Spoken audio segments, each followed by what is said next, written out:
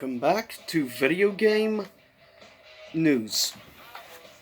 Quickly turning up the music.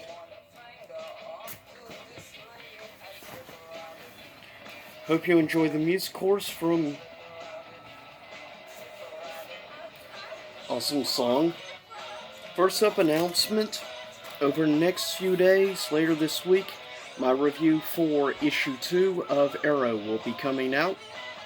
So stay tuned for that if you're curious about issue 2. Also, over the next few weeks, you can expect by the end of this month, review for issue 5 of Killer Instinct. Okay, with that stated, first up, some of the overall weekend box office news from Mojo. I want to make sure I don't mess up, which is why I have this. Okay, technically I would do only top 5, but we have some interesting facts. First of all, coming in number 1 for the weekend did $17.5 million, a movie called Midway, which did not have an international release, strictly domestically.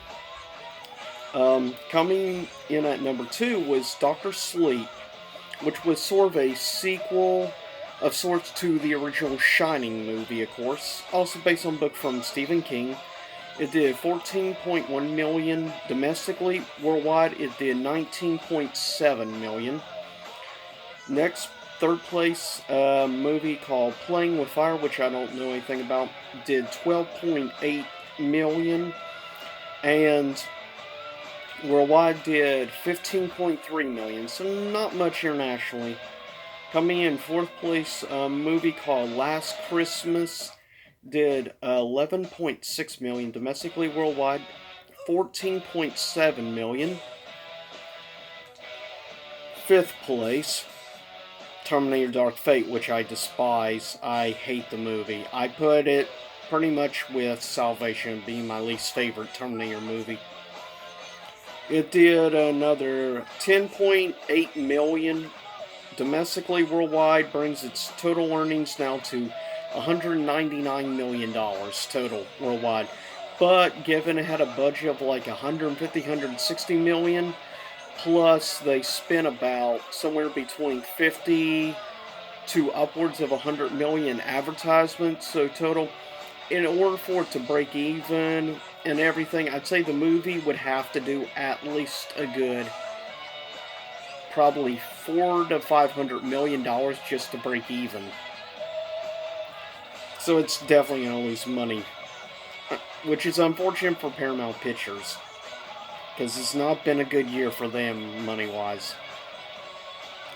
Coming in at 6th place was number 2 previous, and that is The Joker, bringing in another $9.2 million, bringing its total worldwide box office now to $958 million, which is far beyond anything I had ever expected The Joker to do, in all honesty.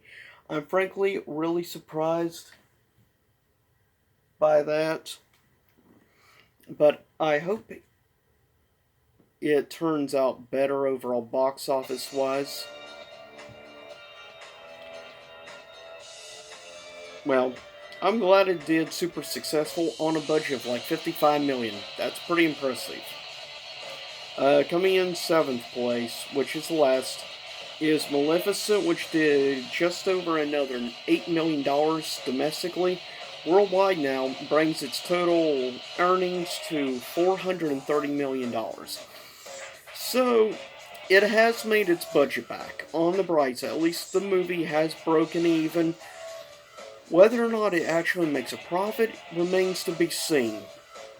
There's not too much, surprisingly, this week in gaming news, which I'm surprised that there wasn't.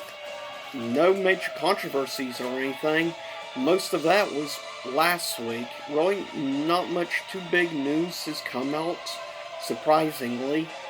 But here's a couple of games announced release dates and stuff I thought you might be interested in knowing.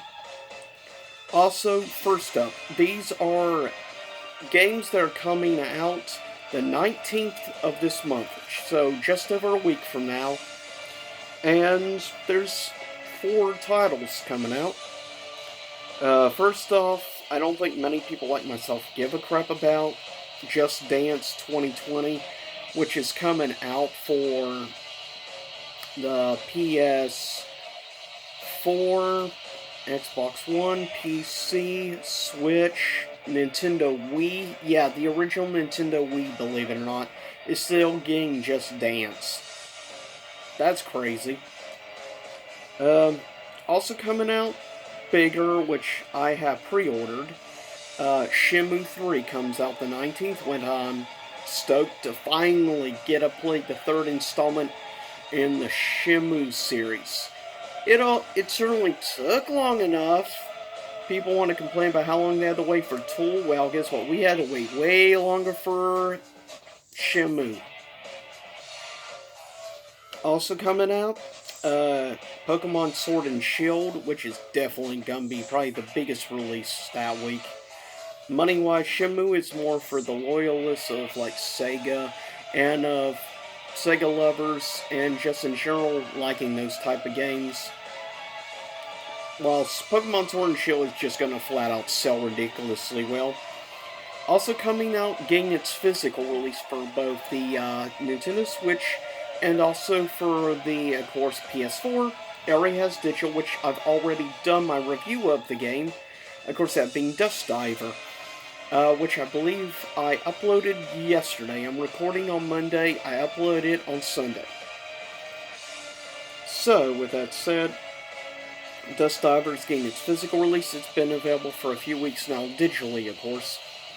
Also getting its release, the new EA game, of course, done by Respawn. We'll see how that ends up turning out. I did not, of course, end up choosing order and stuff. Originally, I did pre-order, but then I canceled my pre-order just because I'm not giving Electronic Arts any money. I'm going to stand my ground and stick to the way I believe, just like I'm sticking with my boycott of Activision Blizzard. I'm sticking with my boycott of EA and Konami. So, but Star Wars Fallen Order, or rather Jedi Fallen Order, also releases.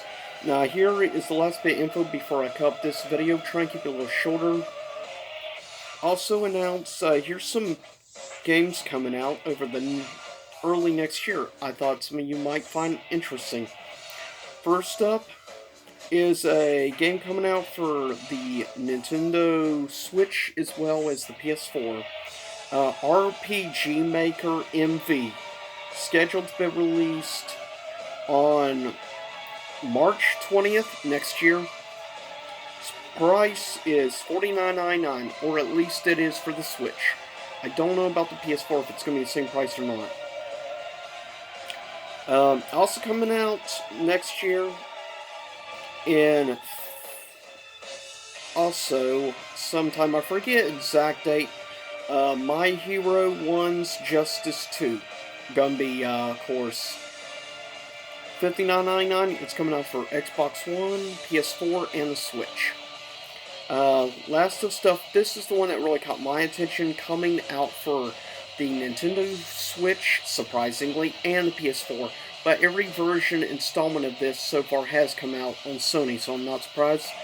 Release price is going to be $59.99, and that is a new, upgraded version of Under Night In-Birth is coming out on February 20th, 2020. So 2/20/2020.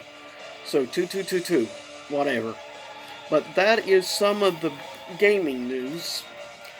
I think of stuff that specifically spoke out to me that I wanted to mention some stuff between movie news and gaming news. Also, I'm working on a new anime review in the near future, so stay tuned for that. I'm gonna, for now, keep it to myself which anime I have chosen to do a review on. It's actually more of, I guess you could say, a mini-series rather than an actual, like, anime movie or anime show, because it's only extends for, like, 4 episodes. But stay tuned for that. It is an anime based on a video game property, and based around fighting games, so just stay tuned for the near future for that little review. Anyways, I'll see y'all next time. Same YouTube channel.